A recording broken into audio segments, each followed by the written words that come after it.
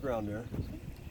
Just hand it goes back or brace this way. You're going to hold it straight out. Now, don't worry about shooting it yet. Just hold it straight out. Aiming from that down right there and around your target. You're hitting about 3 bales of hay high. You have your bound door like that. Right? Is that even on the target? Yep. All right, ready? I'm going to pull this back. Pull the trigger yet. Aim. Aim too high. You're way over it. There you go. See where it hit? Right below that bale of hay over there.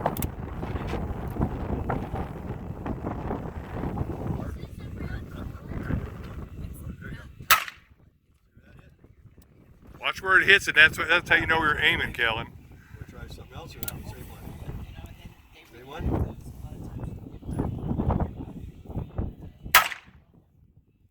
Wait, you're about that far high. Remember what he said about the sights, how to sight it? Sight right in that groove.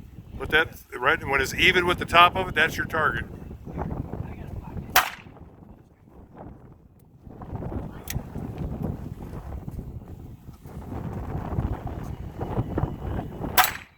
Got it.